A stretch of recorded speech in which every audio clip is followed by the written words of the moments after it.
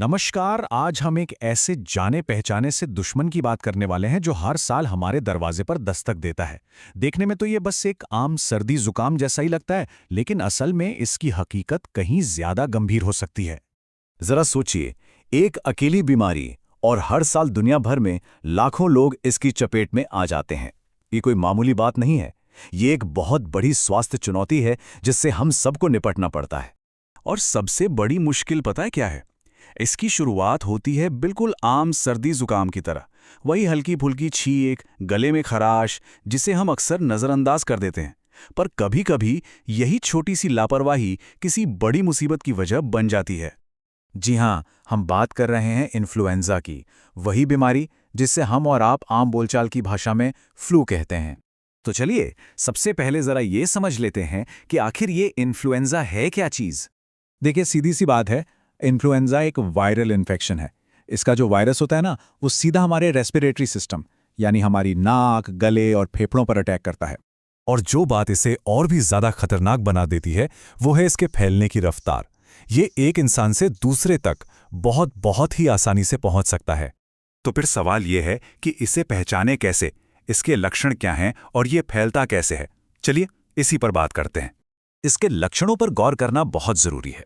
अगर तेज बुखार हो, साथ में गले में खराश और सूखी खांसी भी हो, पूरे शरीर और सिर में तेज दर्द और कमजोरी, वो भी ऐसी कि बिस्तर से उठने तक का मन न करे, तो ये इन्फ्लुएंजा का इशारा हो सकता है। हाँ, एक बात और, खास तौर पर बच्चों में इसके लक्षण थोड़े अलग भी हो सकते हैं, जैसे कि उल्टी होना या फिर दस्त लगना। और इसके फैलने का तरीका तो बहुत ही सिंपल है। जब कोई बीमार व्यक्ति खांसता या छींकता है तो उसके मुंह से निकली बारीक बूंदें हवा में फैल जाती हैं, और जब कोई सेहतमंद इंसान उसी हवा में सांस लेता है तो वो भी बीमार पड़ सकता है। अच्छा, अब एक और ज़रूरी सवाल, क्या ये बीमारी सभी पर एक जैसा असर करती है या फिर कुछ लोग ऐसे हैं जिन्हें इससे ज़्यादा खतरा होता है? चलिए पता करते हैं। तो सबसे पहले आते हैं छोटे बच्चे, जिनकी बीमारियां से लड़ने की ताकत यानी इम्यूनिटी अभी पूरी तरह से बनी नहीं होती।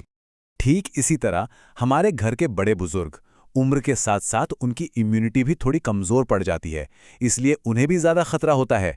गर्भवती महिलाओं को भी इस दौरान अपना खास ख्याल रखना चाहिए, क्योंकि उन पर भी फ्लू का असर गंभीर हो सकता है। और आखिर में वो सभी लोग जिनकी इम्यूनिटी किसी और बीमारी की वजह से पहले से ही कमजोर है, उन्हें इन्फ्लुएंजा से बहुत सावधान रहना चाहिए। पर अच्छी बात यह है कि सही देखभाल और इलाज से इससे निपटा जा सकता है। तो चलिए अब इसी पर बात करते हैं। सबसे पहले तो एक राहत की बात, ज्यादातर लोगों में इन्फ्लुएंजा का असर हल्का ही होता है और ये कुछ दिनों के आराम के बाद अपने आप ठीक भी हो जाता है। तो अगर फ्लू के लक्षण दिखें तो सबसे जरूरी है पूरा आराम करें, खूब सारा पानी और दूसरे तरल पदार्थ पिएं ताकि शरीर में पानी की कमी ना हो, और हाँ, डॉक्टर की सलाह जरूर मानें। लेकिन कुछ लक्षणों को हल्के में बिल्कुल नहीं लेना है, जैसे कि सांस लेने में तकलीफ होना, तेज बुखार का लगातार बने रहना या फिर बहुत ही ज्यादा कमजोरी महसूस होना।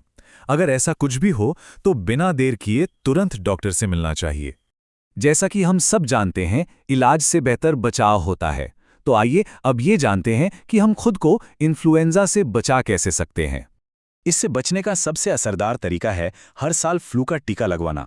इसके अलावा कुछ छोटी छोटी आदतें भी बहुत काम आती हैं, जैसे अपने हाथों को बार बार धोते रहना, खांसते या छींकते समय हमेशा मुंह को ढकना और बीमार लोगों से थोड़ी दूरी बनाकर रखना।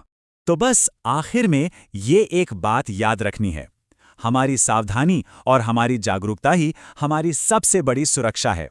अगर हम सतर्क रहेंगे तो ना सिर्फ खुद को बल्कि अपने आसपास के लोगों को भी इस बीमारी से बचा पाएंगे। तो अपना खूब ख्याल रखिए, स्वस्थ रहिए और सुरक्षित रहिए।